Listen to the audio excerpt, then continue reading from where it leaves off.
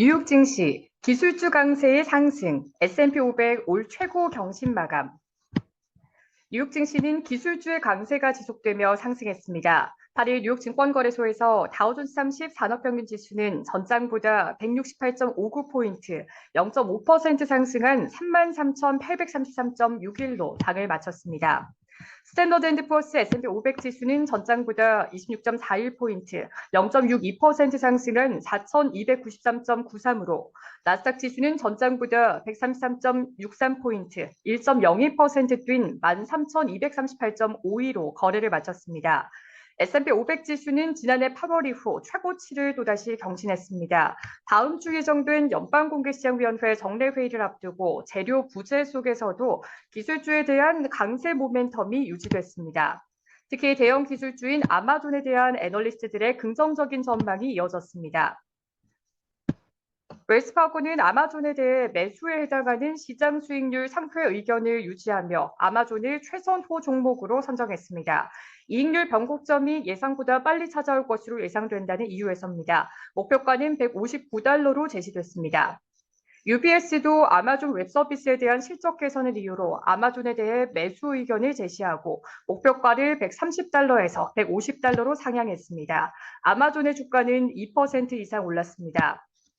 테슬라 주가가 4% 이상 오르며 10일 연속 오른 점도 기술주 강세에 일조했습니다. 테슬라의 주가는 이날 사이버 트럭에 대한 기대감에 상승했습니다. 회사가 납품업체들에게 보낸 자료에 따르면 테슬라는 연간 37만 5천 대의 사이버 트럭을 생산할 계획이며 첫 후보군은 8월 말에 나올 것으로 알려졌습니다. 다만 투자자들은 다음 주 예정된 FOMC 정례회의를 기다리며 조심스러운 모습을 유지하고 있습니다. 전날 캐나다 중앙은행의 깜짝 금리 인상으로 연방준비제도도 예상과 달리 깜짝 행보에 나설 수 있다는 우려가 커졌습니다. 주초 호주 중앙은행도 시장의 예상과 달리 0.25%포인트 금리 인상에 나섰습니다. 실업보험을 청구한 이들이 크게 늘어나면서 고용시장은 점차 둔화하고 있음을 시사했습니다. 미국의 지난주 신규 실업보험 청구자 수가 전주보다 2만 8천 명 늘어난 26만 1,000명으로 집계됐습니다.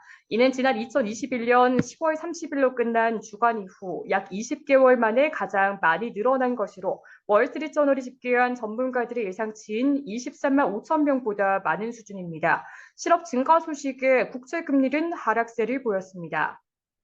최근 들어 소형주들이 빠르게 반등하고 있는 점도 시장이 주목하고 있습니다. 러셀 2000 지수는 6개월 만에 7% 이상 올랐습니다. 이는 미국의 경기가 예상보다 강한 모습을 보이면서 경기 회복세에 대한 자신감이 커졌기 때문입니다.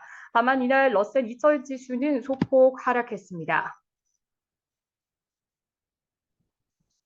S&P 500 지수 내 임의 소비재와 기술, 필수 소비재와 헬스, 유틸리티 관련주가 오르고 부동산과 에너지, 자재 관련주가 하락했습니다.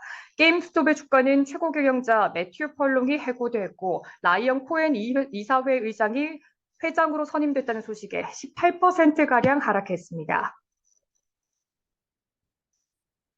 루시드의 주가는 회사가 중국에서 차량을 판매할 계획이라는 소식에 1% 이상 올랐습니다. 중고차 판매업체 카바나의 주가는 올해 1분기 단위당 총이익이 6천 달러를 웃돌아 지난해 같은 기간보다 60% 이상 늘어날 것으로 예상하면서 56% 폭등했습니다. 이날 전망치는 5천 달러 이상이었습니다.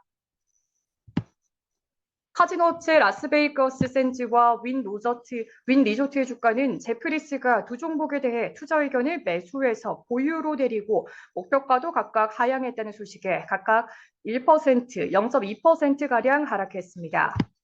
뉴욕 증시 전문가들은 다음 주 FOMC 회의까지 상황을 지켜봐야 할 것이라고 말했습니다. 다만 경기 민감주와 가치주를 중심으로 중소형 주식들이 반등하고 있는 점은 주목할 만하다고 말했습니다. BDH 캐피털 파트너스의 바바라 도란 최고 경영자는 CNBC에 우리는 지금 뉴스 공백 상태에 있다라며 실적은 끝났고 부채 한도는 해결됐으며 다음 주 연준의 회의를 기다리는 상태다라며 연준이 일시 중단할 것으로 예상되지만 가이던스가 어떠할지 화요일 나오는 CPI와 그 다음 날 나오는 생산자 물가 지수 PPI가 어떠할지 정말로 중요할 것이라고 말했습니다. 베어드의 로시 메이필드 투자전략 애널리스트는 랠리의 폭이 좁아지는 것을 우려하는 사람들을 위해 상대적으로 더 추락했던 가치주와 경기순환주들이 약간의 로테이션을 보이고 있다라며 이는 전체적으로 매우 건전한 움직임이다라고 말했습니다. 그는 연준이 7월과 이후에 많은 선택지를 가질 수 있도록 6월에 잠시 중단하는 것을 조금 더 편안해질 수 있다고 말했습니다. 시카고 상품거래소 패드워치에 따르면 연방기금 금리 선물 시장에서 마감 시점 연준이 6월 회의에서 금리를 동결할 가능성은 73.6%를, 금리를 0.25%포인트 인상할 가능성은 26.4%에 달했습니다. 시카고 옵션 거래소 변동성 지수는 전장보다 0.29포인트, 2.08% 하락한 13.65를 기록했습니다. 이는 2020년 초 이후 최저치를 또다시 경신한 것입니다.